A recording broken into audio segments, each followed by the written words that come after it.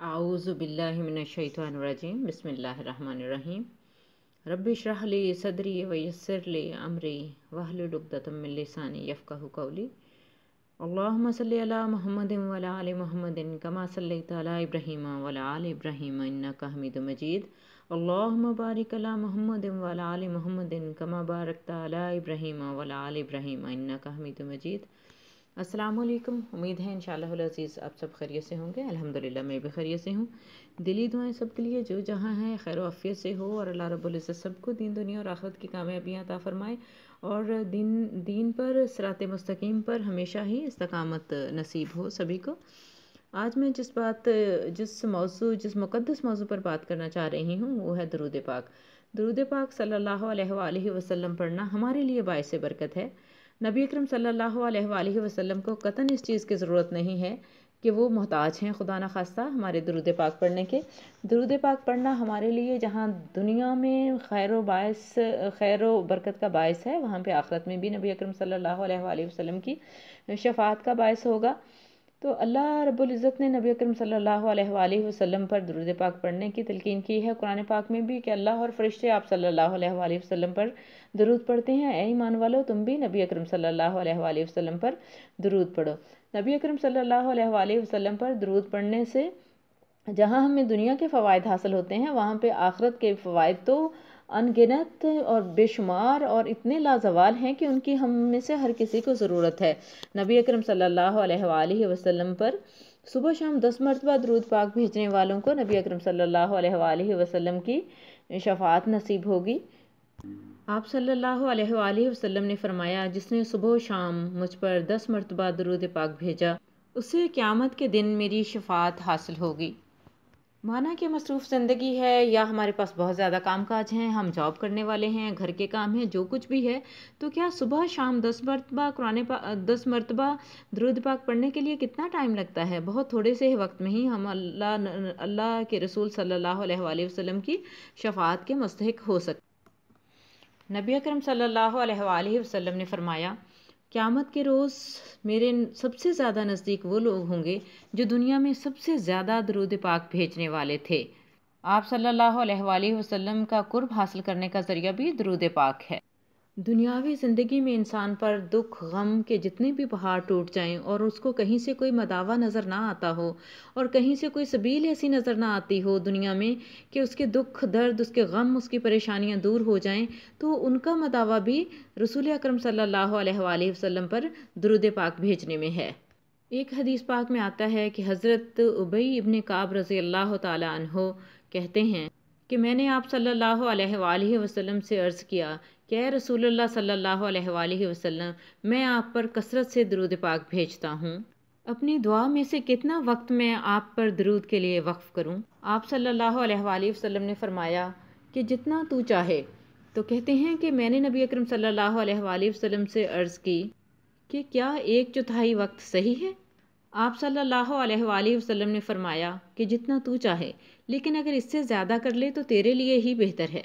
मैंने अर्ज़ किया कि आधा वक्त मुकर्रर कर लूँ। तो आप सल्लल्लाहु अलैहि वसल्लम ने फरमाया कि जितना तू चाहे, लेकिन अगर तू इससे ज़्यादा कर दे तो तेरे लिए बेहतर है।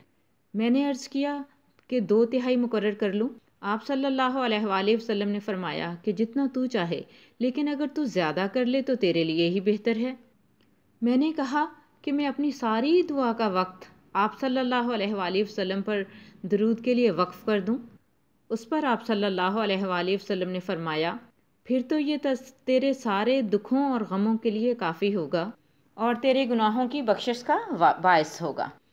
बाज़ औक़ात इंसान के ऊपर कुछ ऐसी कैफ़ियत कुछ ऐसे हालात वारिद हो जाते हैं या कुछ ऐसी सिचुएशंस पेश आ जाती हैं कि इंसान को समझ ही नहीं आती कि वो दुआ करे तो क्या करे, वो कहाँ से रिलीफ़ चाहे, वो किससे मदावा मांगे। तो जब कुछ भी समझ ना आए, गम दुख और परेशानियाँ डिप्रेशन के जो साए हैं वो इंसान को घेर लें, तो ऐसी सूरत हाल में सिर्फ़ और सिर्फ उसके लिए दरूद पाक दरूद शरीफ नबी अकरम सल्लल्लाहु अलैहि वसल्लम पर दुआए रहमत करना ही उसके तमाम तर गुनाहों का उसके तमाम तर परेशानियों का अज़ाला हो सकता है। اس سے بڑھ کر اور کوئی چیز باعث رحمت نہیں ہو سکتی کہ نبی اکرم صلی اللہ علیہ وآلہ وسلم پر درود بھیجے، کیونکہ جب کوئی درود بھیجتا ہے تو اس پر اللہ تعالیٰ کی رحمتیں نازل ہوتی ہیں اور اس کے گناہ مٹا دیے جاتے ہیں۔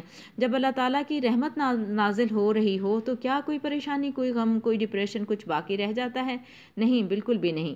اللہ رب العزت ہمیں ہمیشہ ہی نبی اکرم صلی اللہ علیہ وآلہ وسلم پر درود پاک پڑھنے والا اور کثرت سے درود پاک پڑھنے والا بنائے، اور دل سے خشوع و خضوع کے ساتھ درود پاک پڑھنے والا بنائے، اور اللہ رب العزت ہمارے لیے اس کو آخرت میں شفاعت کا ذریعہ بنا دے۔ اکرم صلی اللہ علیہ وآلہ وسلم پر ہر حال میں، ہر وقت میں پاکیزگی کی حالت میں درود پاک بھیجا جا سکتا ہے۔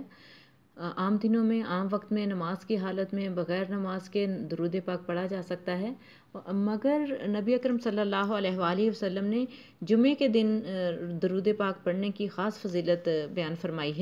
نبی اکرم صلی اللہ علیہ وآلہ وسلم نے فرمایا کہ جمعہ کے روز کثرت سے درود پاک پڑھا کرو۔ جو آدمی جمعہ کے روز مجھ پر درود پاک پڑھتا ہے وہ درود مجھے پیش کیا جاتا ہے یا مجھ پر پیش کیا جاتا ہے۔ نبی اکرم صلی اللہ علیہ وآلہ وسلم پر فرائض سے عبادات کے بعد جو سب سے افضل ذکر ہے، جو سب سے افضل عبادت ہے، وہ نبی اکرم صلی اللہ علیہ وآلہ وسلم پر درود پاک بھیجنا ہے۔ آپ صلی اللہ علیہ وآلہ وسلم پر درود بھیجنے کے لیے اذان کے بعد درود پاک بھیجا جائے اور نماز کے بعد درود پاک پڑھا جائے، دعا مانگتے وقت شروع میں درود پاک پڑھا جائے، دعا مانگنے کے بعد درود پاک پڑھا جائے، کیونکہ دعا کے پر ہیں۔ نبی اکرم صلی اللہ علیہ وآلہ وسلم نے درود پاک کو دعا کے پر قرار دیا ہے تاکہ دعا جو ہے وہ اللہ کے عرش تک پہنچ سکے۔ اور درود پاک پڑھنے کے لیے ضروری نہیں ہے کوئی وقت مقرر کیا جائے، درود پاک ہر وقت پڑھا جا سکتا ہے، نماز کے اوقات میں بھی اور بعد میں بھی، اور جہاں کہیں بھی نبی اکرم صلی اللہ علیہ وآلہ وسلم کا ذکر ہو رہا ہو تو ضرور درود پاک پڑھا جائے۔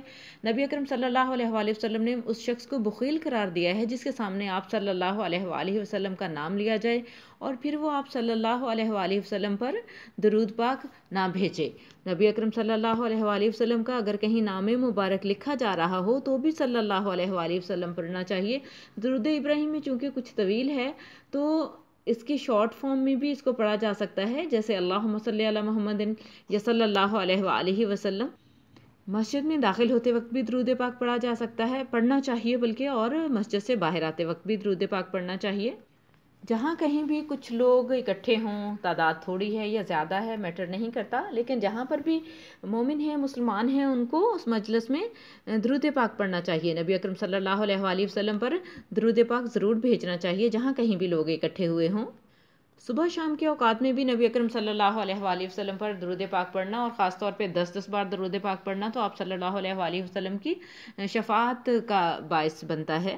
ضروری نہیں کہ ہمارے پاس فارغ وقت ہو، ہم اپنے کام کاج کے دوران بھی نبی اکرم صلی اللہ علیہ وآلہ وسلم پر درود و سلام پڑھ سکتے ہیں، درود بھیج سکتے ہیں۔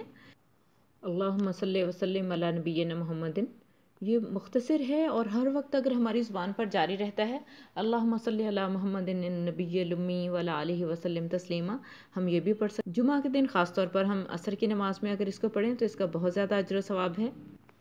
صلی اللہ علیہ وآلہ وسلم بھی کہہ سکتے ہیں، صلی اللہ علیہ وسلم بھی کہہ سکتے ہیں۔